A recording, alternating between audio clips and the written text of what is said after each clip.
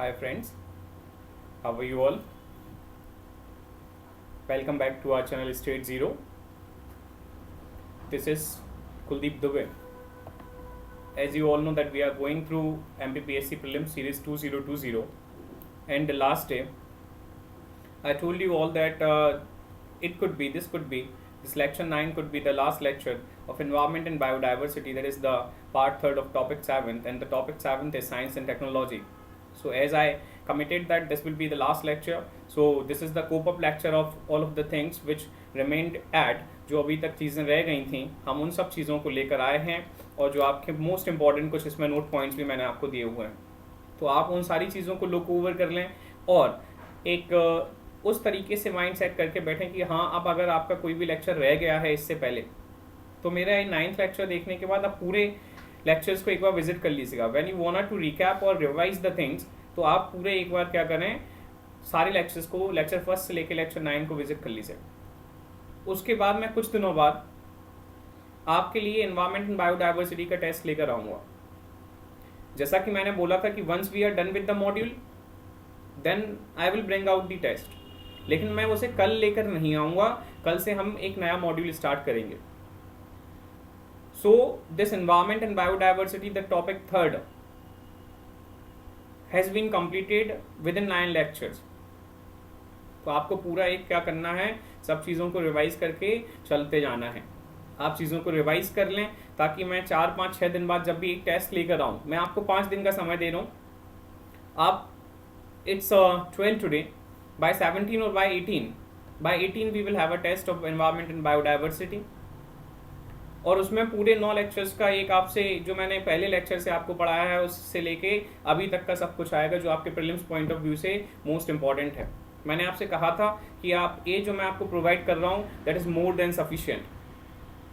और आप कोई भी पेपर उठाकर अब देख लीजिएगा, चाहे MPPSC का हो या किसी भी कॉम्पिटिटिव एग्जाम का हो जिसमें एनवायरमेंट एंड बायोडाइवर्सिटी पार्ट है, आपसे एक भी सिंगल क्वेश्चन ऐसा नहीं रहेगा जो आपसे नहीं बनता है. स्टिल जब मेरा सेकंड मॉड्यूल चल रहा होगा, मैं आपको ये 5 दिन का जो समय दे रहा हूँ that this is just because कि आप जब पूरे लेक्चर्स को एक बार देख रहे हो और आप इसके बाद जब कोई क्वेश्चन पेपर लगाएं, क्वेश्चन सीरीज लगा रहे हो, तो आप ये देख सकें कि हाँ, हमसे सारे क्वेश्चन बन रहे हैं.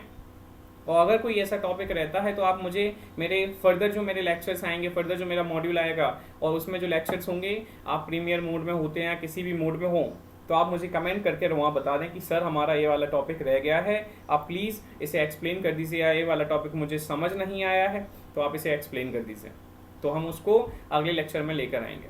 तो चलिए आज हम देखते हैं कि आज हम क्या पढ़ने वाले हैं. तो आज हम डिस्कस करेंगे बायोडाइवर्सिटी हॉटस्पॉट पर. हालांकि इसे हम डिस्कस कर चुके हैं शायद अपने लेक्चर 4 या 5 में, when I started Indian biodiversity, sorry before that, उसके पहले लेक्चर 5 मेरा इंडियन बायोडाइवर्सिटी से था, तो मैंने लेक्चर 4 में शायद इसे डिस्कस किया हुआ है, बायोडाइवर्सिटी हॉटस्पॉट. तो आज आपके लिए बायोडाइवर्सिटी हॉटस्पॉट का एक छोटा सा रिकैप रहेगा और उसके बाद हम इंडियन बायोडाइवर्सिटी हॉटस्पॉट को देखेंगे. जैसा कि मैंने उस समय कमेंट किया था that during that period I was just provided you a brief of Indian biodiversity hotspots. So today there will be a description of Indian biodiversity hotspots. Further we will talk about the World Heritage Sites कि कितनी World Heritage Sites हैं, क्या criteria होता है इन world heritage sites को identify करने का. इस तरीके से हम चीज़ें को देखेंगे. And at last we will look for the conservation efforts. तो हम कुछ कंजर्वेशन एफर्ट्स को भी देखेंगे कि क्या हमारे यहाँ कंजर्वेशन एफर्ट्स लिए गए हैं और कैसे, कब उनको इनिशिएट किया गया, क्योंकि वो आपसे पूछ लिया जाता है कि बताएं प्रोजेक्ट टाइगर कब आया, बताएं प्रोजेक्ट एलिफेंट कब आया, या उसमें कौन से चीज़ों को उन्होंने क्लासीफाई कर कर आपको बताया. जो हमारी मिनिस्ट्री है एनवायरमेंट मिनिस्ट्री, उसने इन चीज़ों को कब इम्प्लीमेंट किया. Is that clear? चलिए तो हम स्टार्ट करते हैं बायोडाइवर्सिटी हॉटस्पॉट. लेकिन इसको स्टार्ट करने से पहले मैं आपसे रिक्वेस्ट करूंगा कि अगर आपने मेरे चैनल को अभी तक सब्सक्राइब नहीं किया है तो प्लीज़ चैनल को सब्सक्राइब कर लें और साथ ही बेल आइकन को भी प्रेस कर लें ताकि आप तक मेरी सारे वीडियोस पहुंचते रहें, सारे वीडियोस के नोटिफिकेशन पहुंचते रहें. और जैसे ही मैं उसे प्रीमियर मोड में लेकर आऊँ, आप ज़्यादा से ज़्यादा संख्या में मेरे साथ प्रीमियर मोड में जुड़ें, क्योंकि यहाँ मैं आपके डाउट्स उसी टाइम पर क्लियर करते चला जाऊँगा. Is that clear? चलिए बायोडाइवर्सिटी हॉटस्पॉट, तो मैंने आपको बताया था, ये पूरा एक रिकैप है और आप जल्दी जल्दी चीज़ों को थोड़ा सा मेरे साथ रिवाइज करें। That biodiversity hotspots biogeographic region. मैंने आपको पहले बोला था कि बायोडाइवर्सिटी हॉटस्पॉट क्या है, एक बायोजियोग्राफिक रीजन है जिसमें हम कई सारी लेवल्स ऑफ बायोडाइवर्सिटी को देखते हैं, और वो एक ऐसा area where there is a lot of diversity found and that particular region has a threat from human habitation, then particular area is considered as what? Biogeographic regions. Is that clear? तो biodiversity hotspot एक ऐसा biogeographic regions है जहाँ पे बहुत सारी variety diversity पाई जाती है और उसे हमारे जो ह्यूमन सेटलमेंट है उससे खतरा होता है। Is that clear? फर्दर मैंने आपको ये भी बताया था कि Norman Myers was the person जिन्होंने ये हमें कॉन्सेप्ट दिया हुआ है, तो इसका नाम आपको याद रखना है। Norman Myers was the person who conceptualize about biodiversity hotspots in his article Environmentalist, The Environmentalist। तो आपसे देखो ये भी पूछा जा सकता है, आपसे ये तो पूछा ही जा सकता है कि बताएं कि ये कॉन्सेप्ट किसने दिया, लेकिन वह आपसे ये भी पूछ सकते हैं कि आपको ये भी बताना है कि उन्होंने ये कॉन्सेप्ट कहाँ दिया। तो आप क्या बोलेंगे कि उन्होंने एक अपना क्या लिख रहे थे, आर्टिकल लिख रहे थे। कौन सा आर्टिकल था? तो द एनवायरमेंटलिस्ट जो उनका आर्टिकल था, उन्होंने इसके बारे में बताया, और ये आर्टिकल उन्होंने सबसे पहली बार 1988 में लिखा और इसको रिवाइज किया 1990 में। Is that clear? चलिए, अभी हम वर्तमान में जब बात करते हैं तो हमारे यहाँ कितने हॉट स्पॉट्स हैं पूरे वर्ल्ड में? तो in world we talk about the 36 recognized biodiversity hot spots. When we talk over the total number of biodiversity hot spots in the world, then they are 36। फिर मैंने आपको बताया था कि 2005 तक कितने बायोडाइवर्सिटी हॉटस्पॉट्स थे? तो देखिए 34 थे। मैं आपको बता चुका हूँ लेक्चर 4 में, मैं सिर्फ आपको एक रिकैप करा रहा हूँ क्योंकि आज मैं आपको इंडियन बायोडाइवर्सिटी हॉटस्पॉट्स के बारे में बताऊंगा, लेकिन उससे पहले ये चीज़ें आपको पता होनी चाहिए। अगर किसी ने मेरा वो लेक्चर नहीं देखा है तो आप प्लीज़ इनको नोट कर लीजिएगा और बाद में वो लेक्चर भी देख लीजिए।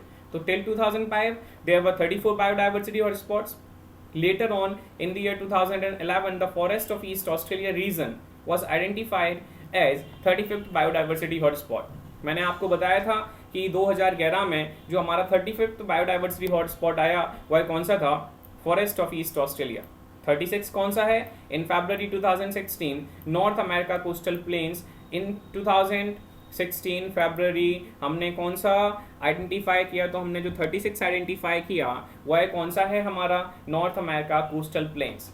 Is that clear? तो अभी वर्तमान में कितने बायोडाइवर्सिटी हॉटस्पॉट्स हैं पूरे वर्ल्ड में? तो जब हम बात करते हैं तो वो कितने हैं? 36 हैं। उसके बाद 2005 तक कितने थे? 34 थे। फिर हमने बात करी कि 2011 में कौन सा आया? तो 2011 में हमने बात करते हैं हम क्या? फॉरेस्ट ऑफ ईस्ट ऑस्ट्रेलिया आ जाता है। 2016 फरवरी में हमारा नॉर्थ अमेरिका कोस्टल प्लेन्स को हम 36 बायोडाइवर्सिटी हॉटस्पॉट के तौर पर क्या कर लेते हैं? रिकॉग्नाइज कर लेते हैं। चलिए आगे बढ़ते हैं। देखिए, बायोडाइवर्सिटी हॉटस्पॉट्स को आइडेंटिफाई करने के कुछ क्राइटेरियाज भी मैंने आपको बता दिए थे लेक्चर 5 में। दैट इसकी ये कंडीशंस हैं that it must have at least 1500 vascular plants.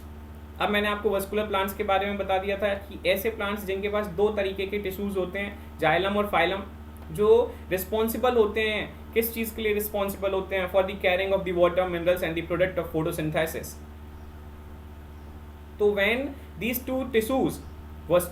two vascular tissues, xylem और phylum are responsible or found in a plant, तो इनका काम क्या होता है? तो ये वाटर को, मिनरल को, जो प्रोडक्ट है फोटोसिंथेसिस का, उसे कैरी आउट करने के काम आते हैं।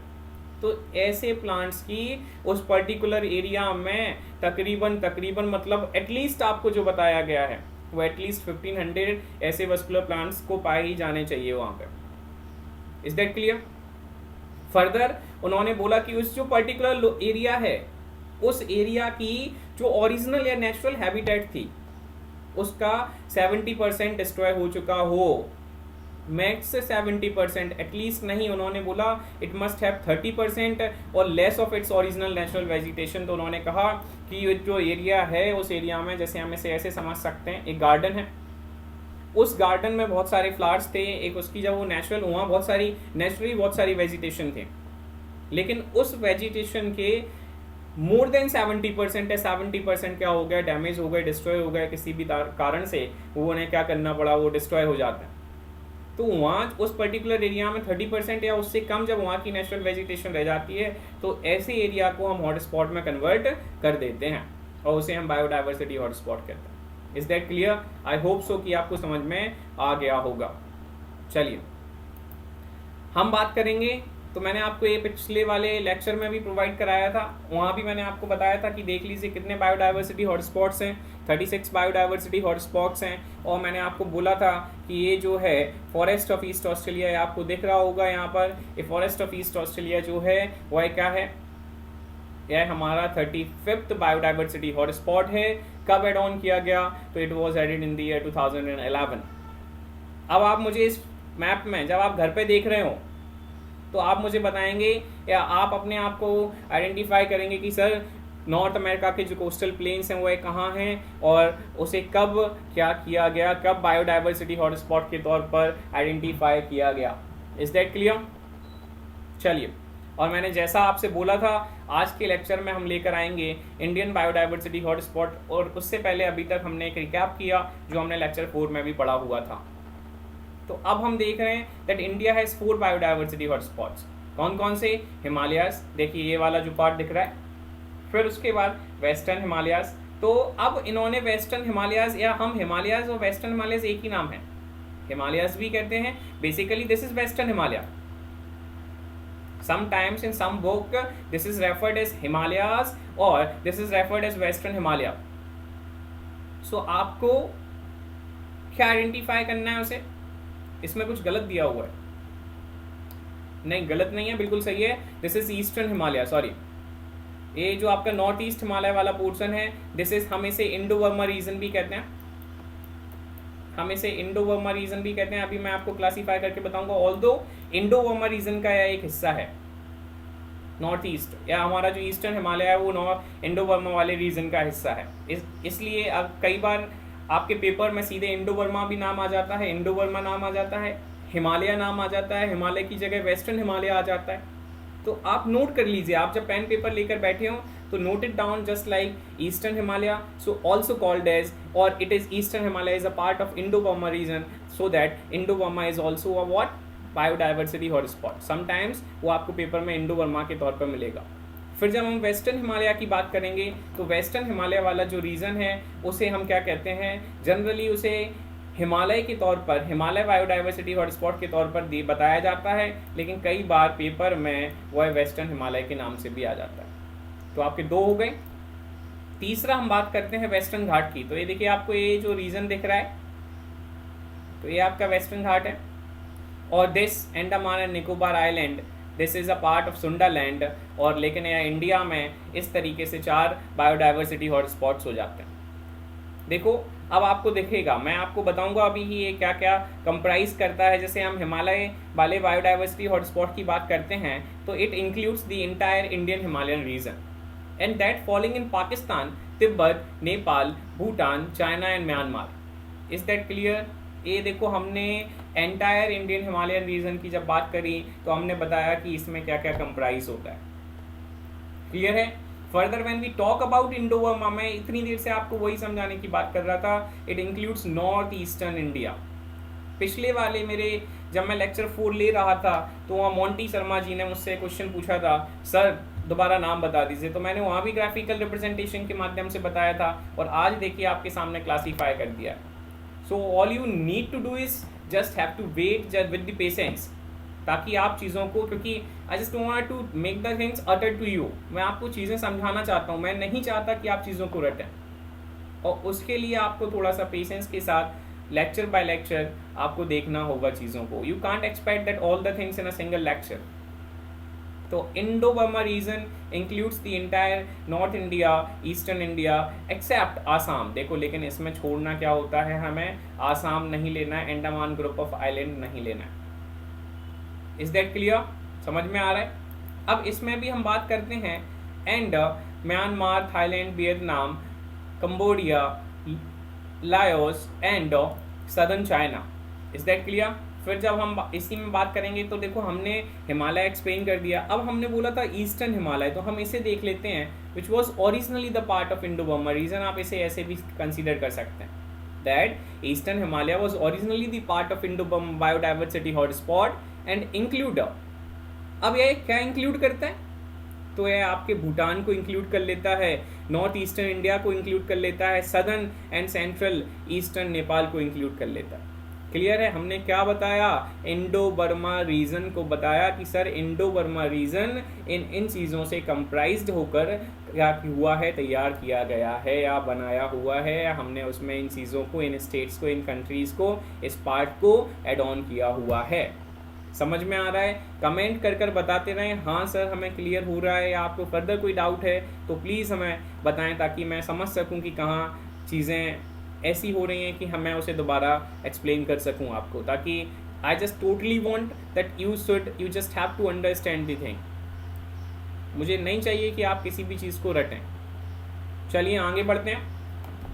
तीसरा है हमारा वेस्टर्न घाट एंड श्रीलंका। तो इसका नाम वेस्टर्न घाट एंड श्रीलंका के नाम से भी है, आपके सामने आ जाता है। वेस्टर्न घाट एंड श्रीलंका के नाम से जब ये आपके सामने आ रहा है, क्योंकि ये हमारे लिए वेस्टर्न घाट इंपॉर्टेंट है, मैटर करता है, लेकिन कई बार वो नाम वेस्टर्न घाट एंड श्रीलंका के नाम से आपको दे देता है, तो आपको कंफ्यूज नहीं होना है वहाँ पर। और वही वेस्टर्न घाट और श्रीलंका वाला हमारा थर्ड क्या हो जाता है, बायोडाइवर्सिटी हॉटस्पॉट हो जाता है। तो अब हम देखेंगे includes entire Western Ghats and land of Sri Lanka. यह क्या क्या इंक्लूड करता है, तो it includes entire Western Ghat and Sri Lanka.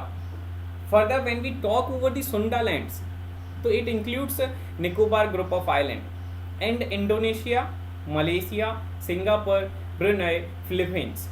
तो इनमें ये जो मैंने चार आपको बायोडाइवर्सिटी हॉटस्पॉट्स बताए, उन चारों बायोडाइवर्सिटी हॉटस्पॉट्स के आप एरियाज़ को मेंशन कर लीजिएगा अपने, आप जब कॉपी लेकर बैठे हैं तो वहाँ पर थोड़ा सा इन्हें लिख लीजिए कि इसमें ये कंप्राइज्ड होता है।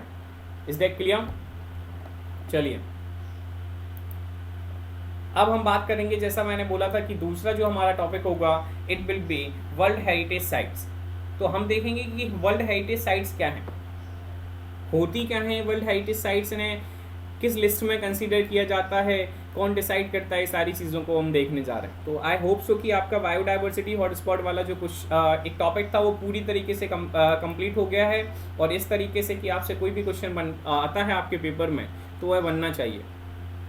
चलिए अब हम देख रहे हैं वर्ल्ड हेरिटेज साइट्स। तो जब हम वर्ल्ड हेरिटेज साइट्स की बात करेंगे तो देखिए world heritage sites mean sites of various areas और objects which inscribed on the United Nations Educational, Scientific and Cultural Organization। अब सबसे पहले वर्ल्ड हेरिटेज साइट की बात हम बाद में बात करेंगे। आप यूनेस्को का फुल फॉर्म यहाँ से याद कर लीजिए। What is the full form? United Nation Educational, Scientific and Cultural organisation.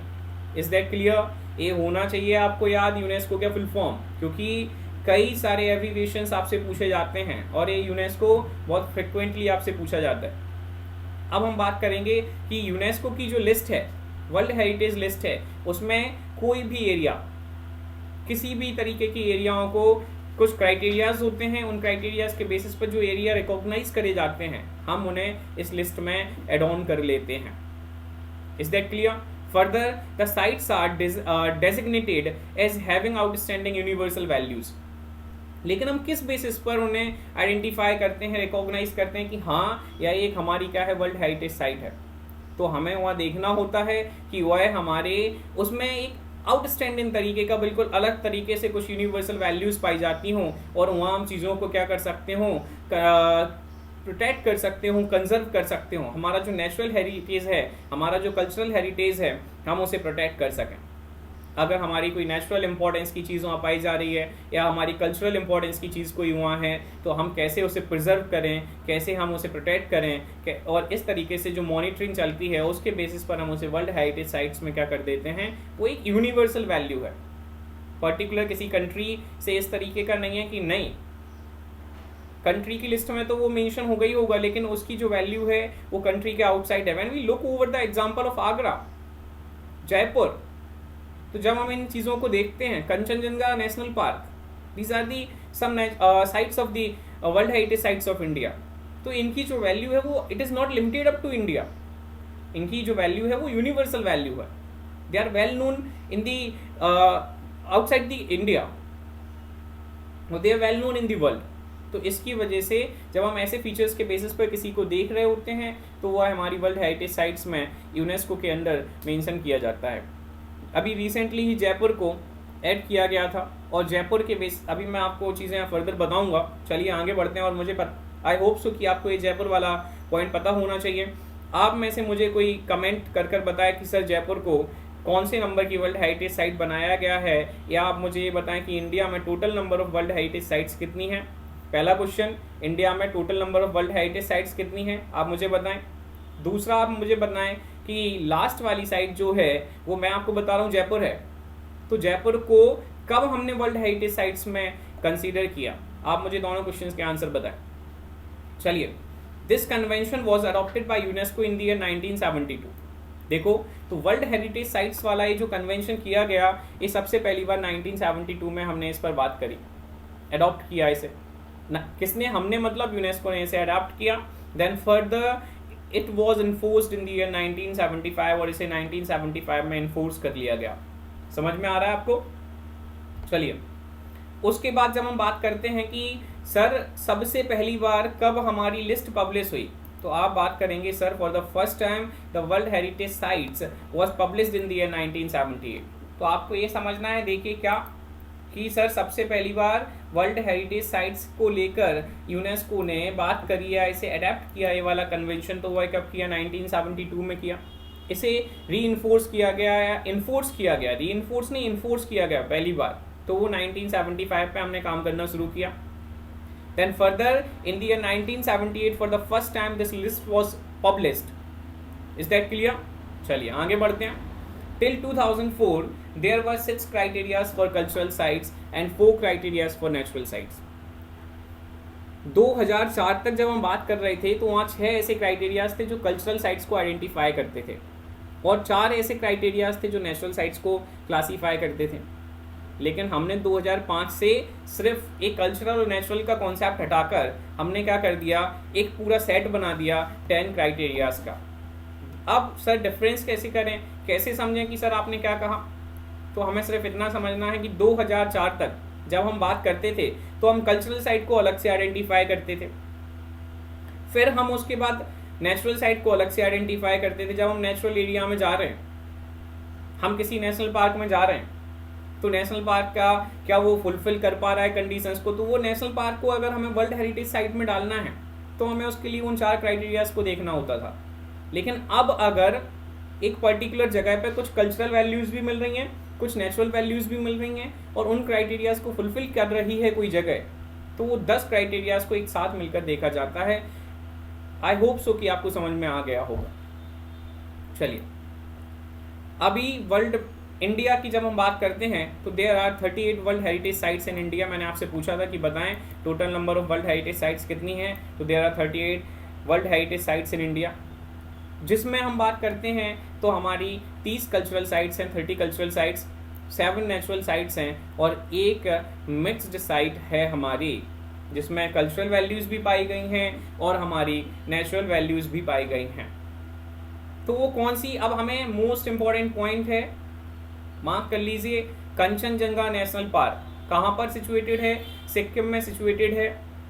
यह हमारे भारत की एकमात्र ऐसी साइट है जो है वो है जो कि मिक्स्ड साइट है, मिक्स्ड वर्ल्ड हेरिटेज साइट का हिस्सा है। दैट मीन्स अभी मैंने आपको ऊपर बताया total number of world heritage sites 38, out of which 30 are cultural sites, 7 are natural sites and there is only a single mixed site, that is Kanchenjunga National Park, and it was considered as the World Heritage Site in the year 2016. समझ में आ गया? Situated कहाँ है?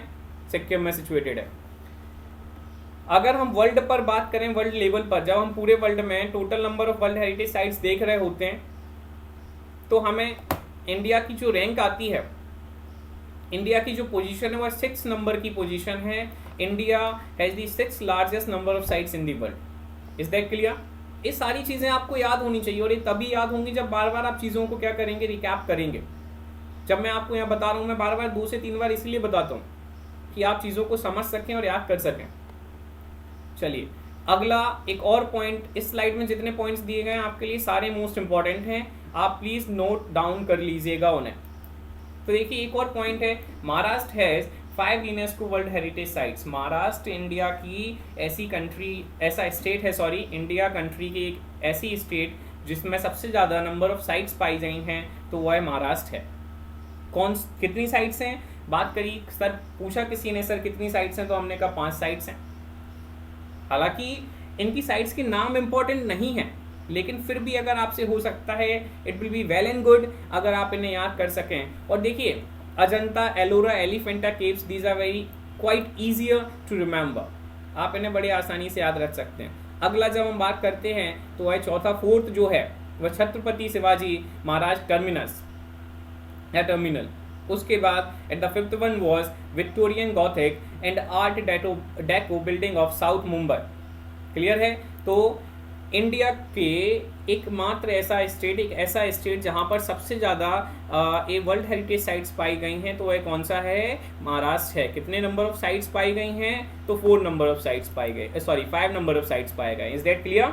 जिसमें अजंता, एलोरा, एलिफेंटा, छत्रपति महाराज Shivaji terminal, और आप बात कर देते हैं लास्ट वाले की, तो आपको लास्ट वाला Victorian Gothic and art deco building of south Mumbai.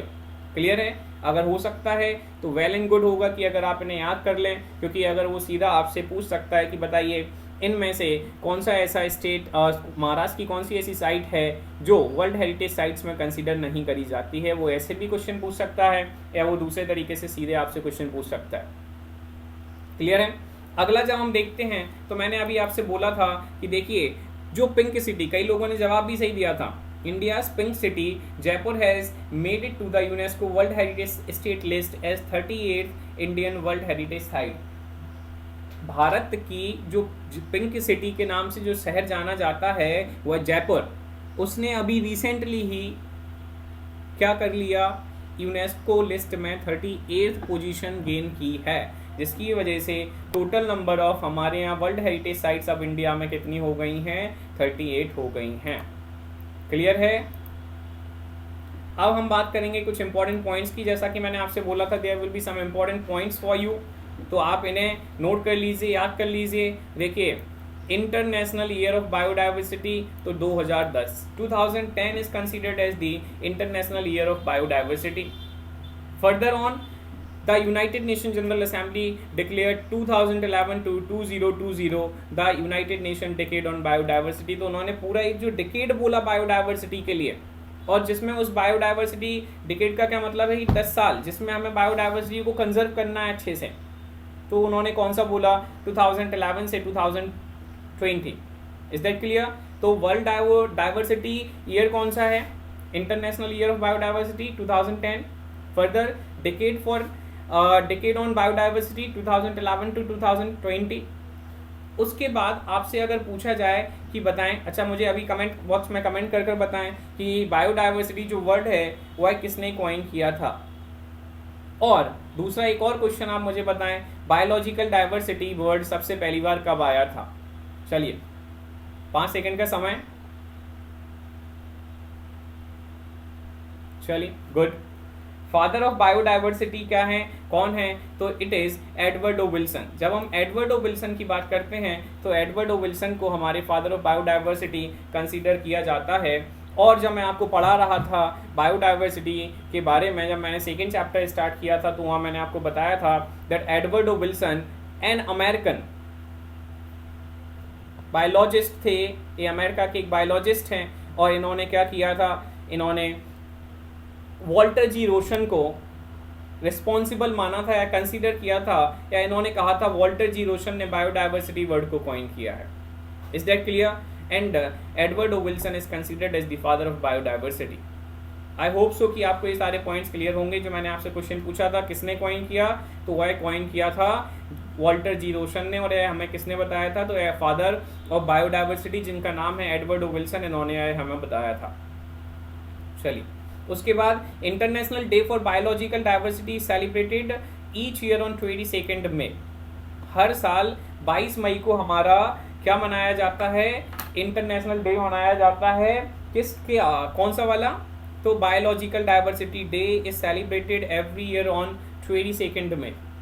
लेकिन आपको एक चीज समझनी है कि इससे पहले अब आपको मुझे वो समय बताना है कि सर कौन सा ईयर था जब इसे 22 मई को हमने बनाया, इन बायोलॉजिकल डाइवर्सिटी डे के तौर पर कंसीडर करना स्टार्ट किया, क्योंकि मैं आपको बताने जा रहा हूँ उस पर्टिकुलर ईयर, क्वेश्चन मार्क है आपके लिए, आपको बताना है उस पर्टिकुलर ईयर से पहले बायोलॉजिकल डाइवर्सिटी डे मनाया जाता था 29 दिसंबर को। और अगर कोई मुझे ये बता सकता है 29 दिसंबर में, कोई अगर कमेंट बॉक्स में मुझे कमेंट कर बता सकता है कि 29 दिसंबर को ही क्यों हम इससे पहले बायोडाइवर्सिटी डे मनाते थे, तो बहुत अच्छा होगा, वेल एंड गुड, और मुझे समझ में आएगा कि हाँ आप लोग पढ़ रहे हैं या आपने पढ़ा हुआ है। चलिए अब हम देखेंगे 2020 के लिए जो हमारी थीम है बायोडाइवर्सिटी डे की, या जो थीम थी इंटरनेशनल बायोडाइवर्सिटी डे की, वह थी our solution are in nature. हमारे जो सॉल्यूशंस हैं, हमारी समस्याओं की जो समाधान है वह किस में है, नेचर में है। तो this was the theme for international day for biodiversity 2020 is our solution are in nature. तो हमारे जो सॉल्यूशंस हैं, हमारे जो समाधान हैं समस्याओं के, वह कहाँ हैं, वह नेचर में पाए जाते हैं। क्लियर है? आई होप सो कि आपको ये सारी चीज़ें याद हो जाएंगी। मैंने जो आपको इसमें 4 से 5 पॉइंट बताए, 2010 क्या बोला मैंने, international year of biodiversity, 2011 to 2020 international decade for biodiversity, Edward O Wilson father of biodiversity. 22 मई क्या बोला मैंने, 22 मई को मैंने बोला क्या, biodiversity day, international day for biodiversity. अब मैंने आपसे पूछा था कि किस ईयर से पहले, तो 2000 से पहले तक यह 22 मई नहीं मनाया जाता था। Till 2000 29 December was celebrated as international day for biological diversity. और क्यों मनाया जाता था 29 दिसंबर, क्योंकि 29 December was the initiation date of biological convention. CBD मैंने आपको पढ़ाया था, कंजर्वेशन ऑफ बायोलॉजिकल डाइवर्सिटी। तो वो सीबीडी का जो इनिशिएशन हुआ था वो 29 दिसंबर में हुआ था, इसलिए उस दिन के तौर पर हम उसे बायोडाइवर्सिटी डे भी मनाते थे। लेकिन बाद में 2000 के बाद, 2000 के बाद हम इसे 22 मई को हम क्या मनाने लगे, इंटरनेशनल डे फॉर बायोडाइवर्सिटी के तौर पर सेलिब्रेट करने लगे।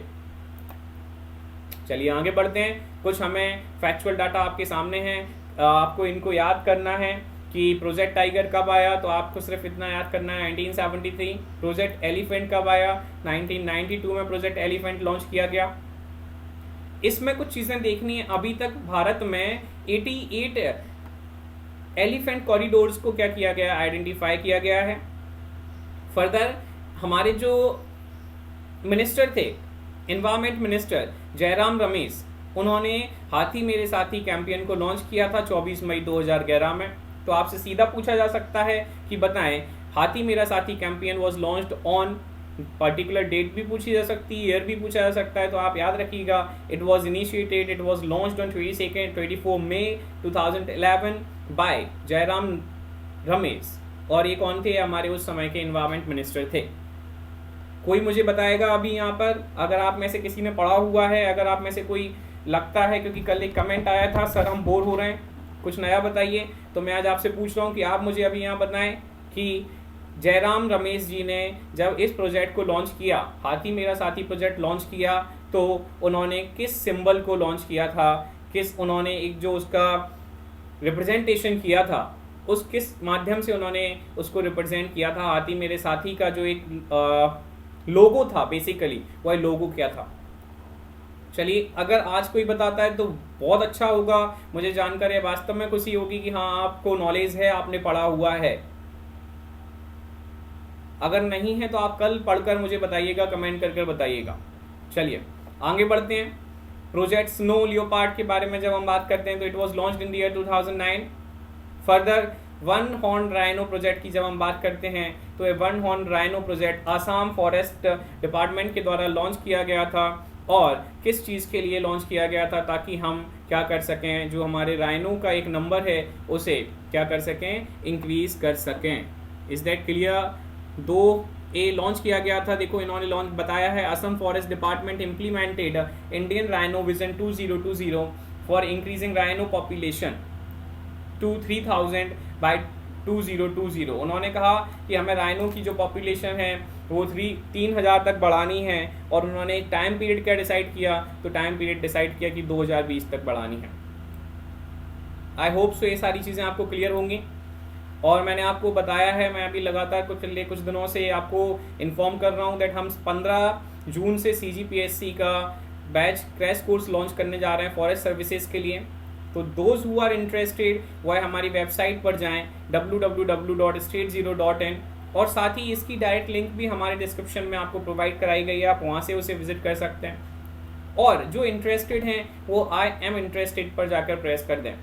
लेकिन मैं आपसे थोड़ा सा एक चीज़ और कहूँगा कि आप एक बार वेबसाइट पर विजिट करने के बाद, स्टूडेंट लॉगिन करने के बाद आई एम इंटरेस्टेड को प्रेस करें, ताकि आपकी पूरी इन्फॉर्मेशन हमें मिल जाए। कई लोगों ने अभी इसे आई एम इंटरेस्टेड को प्रेस किया हुआ है, लेकिन उनके बारे में हमें एनोनिमस के तौर पर वो हमें दिखाई दे रहा है। तो थोड़ा सा टिपिकल होता है चीज़ों को समझ पाना कि किसने ये किया है। इसलिए मैं आपसे रिक्वेस्ट करूंगा कि ये जो लोग प्रेस कर रहे हैं, those who want to prepare for this, those who want to be in contact with us for CGPSC forest services for this crash course which is going to be started by 15 June, तो वह हमें student login करने के बाद हमारी website पर CGPSC course में जाकर आई एम इंटरेस्टेड को प्रेस कर दें। इसकी एक बहुत रीजनेबल फीस है। वैसे इसकी फ़ीस 3,000 रुपये थी, 2,999, लेकिन अभी 13 तारीख तक मेरी तरफ से या हमारे स्टेट जीरो के प्लेटफॉर्म की तरफ से आपको डिस्काउंट दिया जा रहा है, और डिस्काउंटेड फीस है 2,499।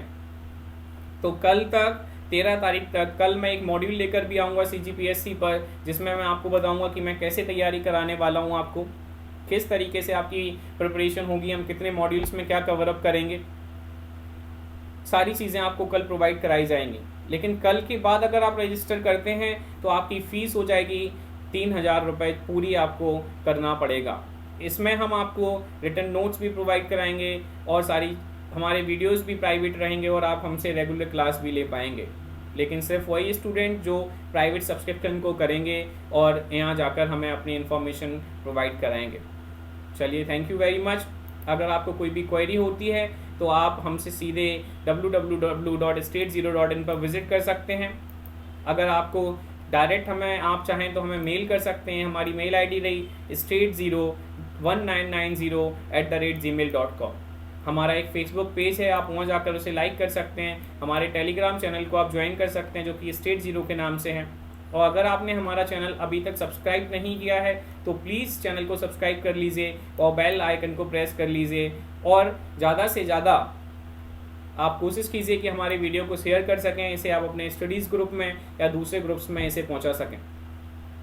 आज हमारा एनवायरनमेंट एंड बायोडाइवर्सिटी का लास्ट लेक्चर था, और मैंने अपने पॉइंट ऑफ व्यू से और अपने कैलकुलेशन और एवेल्युएशन के बेसिस पर जो मैंने पिछले पेपर्स को देखा हुआ है, जज किया हुआ है, रिव्यू किया हुआ है, उनके हिसाब से आपको इन 9 लेक्चर्स में more than sufficient content provide करा दिया है। Now you just have to go through all the 9 lectures, और ताकि आप चीज़ों को अपना अच्छा करते चले जाएं। बार बार आप इन लेक्चर्स को विजिट ज़रूर करते रहें, ताकि आपका जो एनवायरनमेंट एंड बायोडाइवर्सिटी वाला जो टॉपिक 7 का पार्ट 3 है वह इस तरीके से हो जाए कि आपको दोबारा उसे पढ़ने के लिए सिर्फ 10 से 15 मिनट की ज़रूरत पड़े और आप अपने नोट्स को बना सकें। Thank you very much, best of luck for further. कल हम एक नया मॉड्यूल लेकर आएंगे, और आज से 5 से 6 दिन बाद आपका एनवायरनमेंट एंड बायोडाइवर्सिटी पोर्शन का टेस्ट होगा। So stay connected with us, stay tuned with state zero. Thank you, stay home, stay safe.